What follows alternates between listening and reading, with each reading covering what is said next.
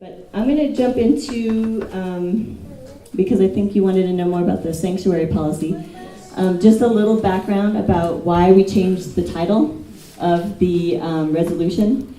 And to give you some background, in 1999, the city passed a resolution that was a non-discrimination policy resolution. And that's what we're actually drawing from. It was never actually called sanctuary, but sanctuary is kind of a symbolic term. The reason why we took it out of this resolution is because it has no legal definition. And so we were worried that somebody would try to challenge us on that. And if you read the resolution, it's very much about sanctuary and what kind of your frame of mind is about sanctuary, but we've never actually used sanctuary in our policy, in the wording. It's always been non-discrimination, but it's doing the exact same thing. And it wasn't in response to being fearful, because I think we're already out there on the map right now that we are a sanctuary city, which is a good thing. But with that,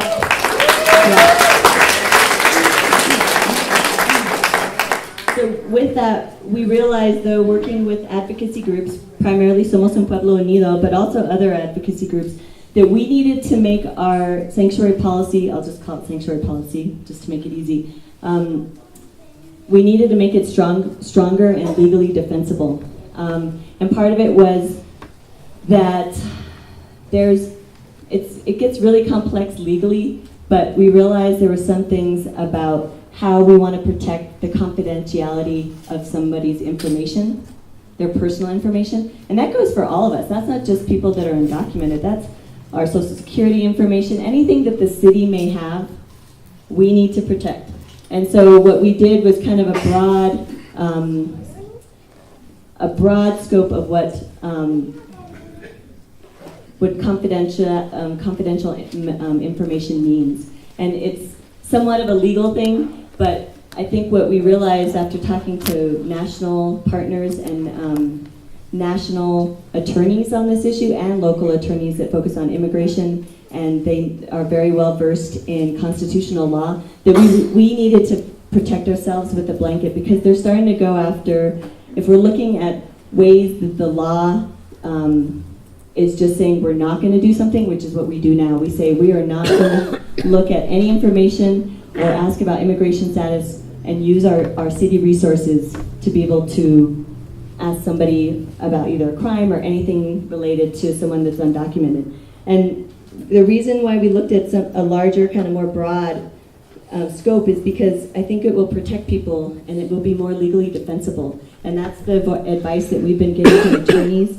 And it's really complex, so I think Somos un Pueblo Unido is better at explaining all the details. But just a little bit about the resolution. We also saw other needs that would protect and preserve residents' human and civil rights. So in here, besides the broad confidentiality policy, we're looking at requiring the city to start stepping up and translating for our documents at the city. We don't have that requirement right now. There's things that people don't know that are not translated in Spanish, and a good example is we have a living wage ordinance, and whenever there's a violation, if someone wanted to file a complaint, the form was only in English, and the majority of the people that have issues that are experiencing wage theft are Spanish speaking. And so, unfortunately, we put that in there as a requirement that the city manager is going to have to start looking at ways to budget for translation and interpretation needs through different departments. Some of the other pieces is that we don't, I don't want to get in the weeds because there's a lot of details in here, but that we're going to make sure that the U visa certifications are processed appropriately and in a timely manner by our police department. And that means that anyone that's a victim of a crime or has witnessed a crime that's undocumented, instead of them being fearful to approach the police and work with them collaboratively on this criminal issue, not that they either were a victim of or they witnessed, that they're able to feel safe to work with the PD and be able to go through that process. And what happens when you get a U visa, you actually get kind of a streamlined process to get your visa because you were able to help or were helpful in a crime. We do that now, but there were some problems with PD, and I think it's getting worked out. But this is just reiterating why that piece is important. It's really making sure that victims feel safe to be able to work with our police.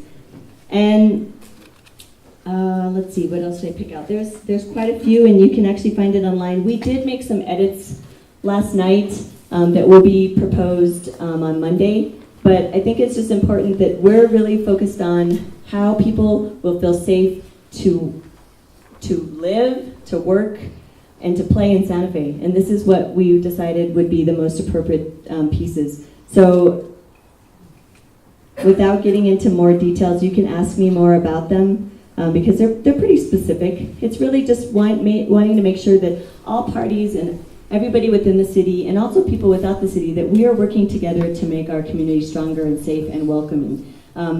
There's also a piece in there that says the city will work with the Santa Fe Community College, we'll work with Santa Fe County, because we all have sanctuary-related policies, and that we can work together to keep working on strengthening that as we go along. There's a lot of unknowns. I know people were saying that maybe there's the possibility of federal funding getting yanked. We don't really know that yet.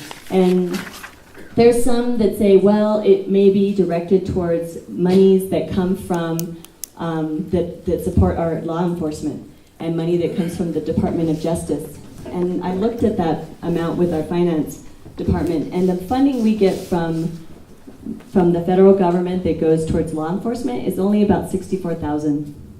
The majority of funding that we do get is CDBG grants, HUD monies, money that goes to senior services, and they're completely different departments. Granted, we don't know, there's some unknowns, but I feel confident when someone like Congressman Ben Lujan tells me that there's checks and balances too at the national level, that you can't just do this broad cut of all different departments that come from all different funding sources and then it doesn't come to a certain jurisdiction. I think it would get held up in court quite a long time. I'm being hopeful, but there's always a chance. But I think the goal is that we stand by our ground, that we're not going to be saying that being blackmailed by the federal government, saying, well, you're not going to get this money if you don't collaborate with the immigration enforcers of the national government. So let's see what happens, but in my opinion, I'd rather be proactive and really put down something that makes sense for Santa Fe, that's upheld all of the values that we've been, that we've had since, well, historically, we've been sanctuary communities in New Mexico for centuries. And then when you look at Santa Fe, we had a sanctuary policy in '85, we had the non-discrimination policy in '99, and then here we are today. We're strengthening it. So if you have any more questions about that particular item, I can certainly answer them. But if you want to participate tomorrow, our finance committee, we made it so that it would be a public hearing that we can hear from folks if you want to attend. It starts at 5. We're probably going to move the public hearing first, so that all the other items that we have on the finance committee, we can hear them later so that we can get the testimony in at the beginning. You mean Monday, right? I'm sorry, what did I say? Tomorrow. Oh, I feel like it's Sunday. So Monday at 5 p.m. at City Hall. Excuse me, what is that bill number? What is the? We don't really have, it's actually assigned a number once it goes through the process. We don't get the number yet, but it will be online. If you want to read it, you'll go to the city website and go to departments under city attorney.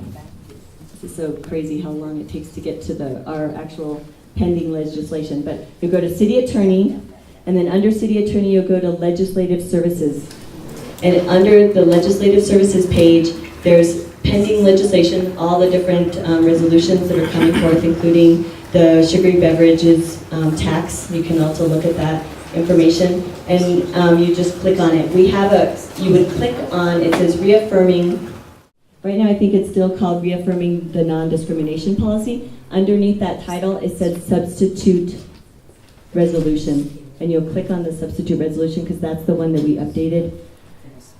We'll make it easy for you. If you just repeat that to me in an email, we'll have it on our website. But yes, and it'll be linked tomorrow I'm morning. going to try to get some copies at the public hearing tomorrow, but again, we'll be proposing some adjustments to it based on some legal recommendations from ACLU. Question in the back. Do you have a sense of how the different councilors are situated on the sanctuary issue? Well, let me start off with the Finance Committee. The Finance Committee, there's 5 of us on the council. And there's a couple I'm not sure about yet. I don't really know. I think the sense was that they were worried that the attorney, our city attorney, didn't feel comfortable with some of the changes. But after yesterday's meeting, I think we're all on the same page. And we actually sent it to all the councilors on the Finance Committee, and I think that will help. The only thing I think is a little bit problematic is we had one of the councilors felt like he wanted to introduce his own sanctuary policy or his own resolution. And I was disappointed because I was hoping that he would come to us and talk to us about our resolution, Councilor Maestas and I, since we're the primary sponsors.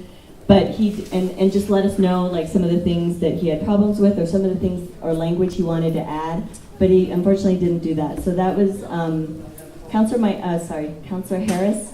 And so I'm hoping that with the changes, he'll feel more comfortable. That he's in District 4. I think there's some, I feel like the majority want to do something and want to make sure that the sanctuary policy is strong. But there's some that just think that we should keep what we have right now. And it's not legally defensible according to the advice we've been given from the national level and from attorneys with expertise in immigration law. So I'd rather be more proactive, and I would like us to, we need to stand up. And so saying that the old resolution is fine is not going to cut it. So if those of you that are in District 4 councilors are not exactly there yet, but maybe they will after the amendments that we made yesterday. So How many of you are in District 4? I have a hunch that's not. I would suggest writing emails to them and just say that And we your want to be neighbors. able to make sure that that we have a sanctuary policy that's legally defensible.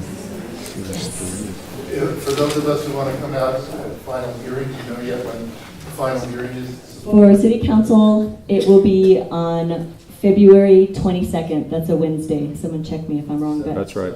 So it will be at 7 p.m. That's what the goal is, since it's a public hearing. There's actually a committee meeting that it'll be heard as well, which is public safety, which is tends to be a little bit more conservative. So we also made that a public hearing so that people can come and people can hear why it's important for them, our officers and law enforcement. And I think they're on board for the most part, but I just think it's important to be able to reiterate why we want to be legally defensible in our city around sanctuary policy. Okay. And that public safety meeting is actually the day before City Council at 4 p.m. at City Hall.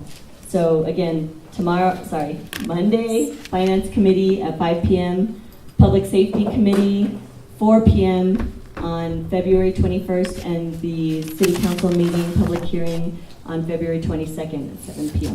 at City Hall. Any other questions? I don't think we can do more questions. I'm really sorry. Cheryl, Otherwise, really quick, 'cause she's in District 4. I was just curious. Oh. Well, this is going to be in City Hall and, in the council chambers? Yes, Is that where correct, we're going to have correct, it? Because that yes. wasn't clear. Also, reading the New Mexican article about this, it made it sound like it was watering it down by removing the word sanctuary. And so you got this letter from me because Yes, I thank was you. very upset about that. Yeah, I think it was, they didn't ask us, of course, and the paper decides how to write it, and they said watered down, and that really made me mad. But it wasn't, it was really just because sanctuary doesn't have a legal definition. And so attorneys and someone was like, well, we've actually never really called it sanctuary. It was a symbolic term that we've always used. But really, it's always been called non-discrimination policy. And it's the same thing. It's really about making sure we make sure our immigration and our immigrant committee feel safe and that they're being protected. So I think that's it. Yeah. thank you.